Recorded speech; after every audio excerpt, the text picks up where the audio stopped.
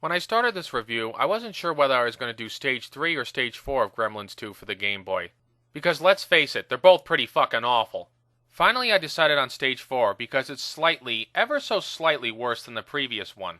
Well, that, and because Mike Matei did his own review of this game and he didn't really cover Stage 4. In any case, this level is the worst fucking thing I've played for this whole month, save for one other level, and don't worry, I'll get to that one soon enough. But Stage 4 of Gremlins 2 for the Game Boy? Oh god, it's such a pure exercise in frustration! And now I'm going to show you why. So anyway, let's get into it. Levels from Hell, Gremlins 2 for the Game Boy, Stage 4. Right from the start, this level fucks with you. You see these spikes and these springs? Well, get used to them because they're fucking everywhere in this level. And trying to jump with these springs is nearly impossible. As Mike Matei said in his review, it's very difficult to get down the timing of these springs.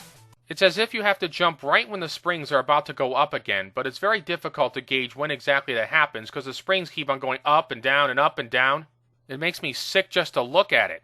And not only that, you have to jump up and around. Jump or move the wrong way and you'll either end up hitting the ceiling or hitting the spikes below and taking damage. If the controls were better, or at least the springs were better, then this wouldn't be quite so hard. But of course not, they have to be twitchy as fucking hell. So when you finally manage to get past that jump, guess what? You get another fucking jump like it! Only this time, not only are there spikes next to you, there's also a spike that functions as a ceiling. Which means that you have to jump over and around into a narrow space, then get onto the spring and not jump too high, otherwise you'll take damage. What twisted fucking programmer made this goddamn jump? And not only that, you have to get out of this narrow area while avoiding the spikes on your right and the spike above you. And with these pain-in-the-ass springs, good luck doing that. More than likely, though, you'll end up losing a life, if not most of your health. But that's not the worst part, oh no. The worst part is that there are 3 of these fucking jumps! 3! What, one wasn't enough for you? No, we had to put in 3 just to bust your fucking balls. Oh, and get this, you can get past this part easily by just walking over the spikes, taking the damage, and then jumping from platform to platform. In fact, it's better to do it this way because there's a heart at the bottom of the 4th ledge and you can make up for most of your lost health. It sure as hell beats doing this damn near impossible jump 3 times! Once you get past those 3 ass-raping jumps, you're treated to conveyor belts and more spikes! And you have to jump oh so carefully or else you're going to take more damage. I hate games with bad controls that require constant precision jumping, and this here is a prime example of that. The only good thing I can say, and believe me it ain't much, is that the game does give you a constant supply of hearts to replenish your health. But even with that, you're still gonna get hurt because of stupid shit like this. You fall and land right on another fucking spike. And the game expects you to remember this spike after all those other fucking jumps. Yeah, sure. Oh man, and these conveyor belts will drive you insane. Like in this area here, if your timing is off by so much as a fucking millisecond, you're gonna get hit. And then there are these tiny conveyor belt platforms which are fucking worse. How in the hell are you expected to get past these platforms without taking damage from the spikes? And if you look close, you'll see that I'm barely nicking the goddamn thing. Yet I still lose health. Great. What's even worse is a situation like this when there's a gremlin on a conveyor belt. Your primary weapon is a pencil. And no, I didn't fucking make that up. It's a pencil. And this pencil has all the range of a bee stinger, so good luck hitting anything with it. Anyway, when you're on the conveyor belt with the gremlin, you have to get close with the pencil to hit it. So of course you ram right into the goddamn gremlin and take damage, then you try to get back, and then you take more damage, and then you try to hit him again and you get killed. Christ, why couldn't it have been like the awesome NES version where they actually gave Gizmo some real weapons, like a bow and arrow? But oh no, in this game they gotta give him a fucking pencil. You know, I think Gizmo would have been better off hurling his own shit as a weapon. After finally getting through the aggravation of the conveyor belts and the spikes, you come upon what I like to call the impossible gremlins. The first one is a buck-toothed gremlin with a mallet. And he hits these skull and crossbone boxes that send balls crashing down towards you. Don't ask me, folks, I didn't make this game, I'm just reviewing it. So when I first came upon this guy, I almost thought he was some kind of mini-boss or something. But as it turns out, no, you can't beat him. Instead, you have to jump over his balls and run past the area as fast as you can. Which makes it sound like gremlin porn. In any case, if you try to stay there and defeat him, you'll just end up losing a bunch of health.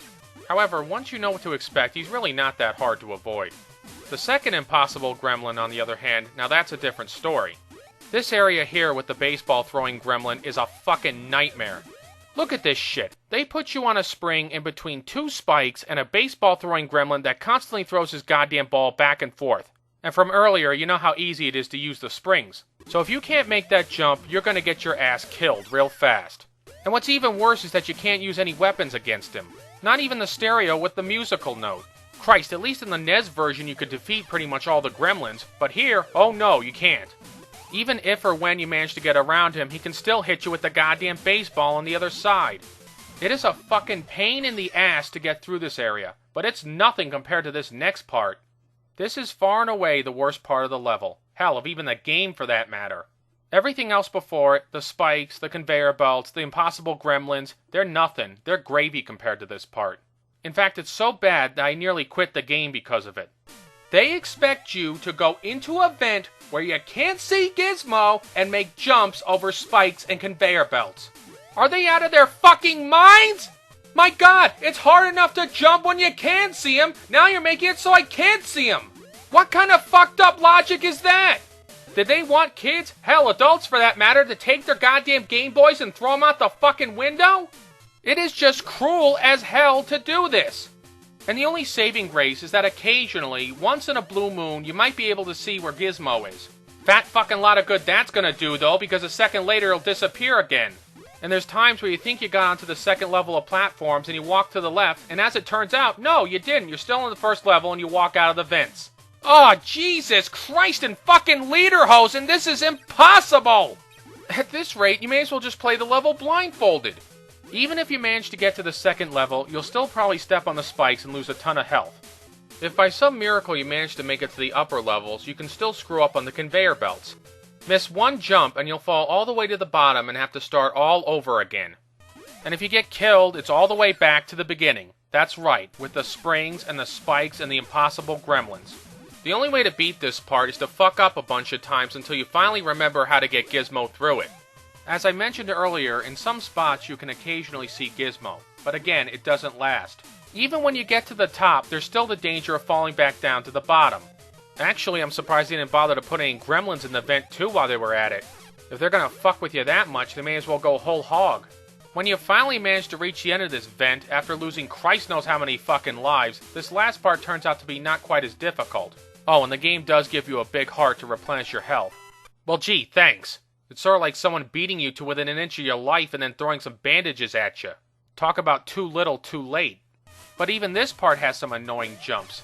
They're like one last kick in the nuts before you go. Considering how sadistic the level design is, I'm surprised the final corridor isn't lined with spikes and conveyor belts and springs. Oh yeah, and a big vent covering it too. But oh no, you just walk on out like nothing ever happened. Beyond this, there's the final boss, but I ain't even gonna get into how annoying that is. I've had my fill of aggravation from this level, thank you very much. So in conclusion, Sunsoft, how could you have done this? You made that wonderful classic game for the NES, then you turn around and do this? I'd expect this out of Ocean or Mindscape, but not you guys!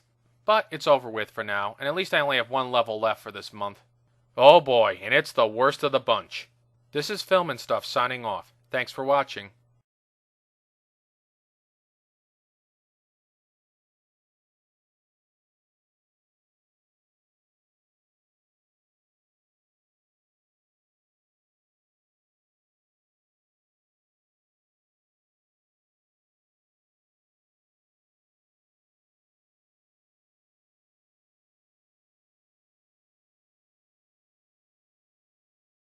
My god, it's hard enough to jump when you can see him. Now you're making it so I can't see him. What kind of fucked up logic is that?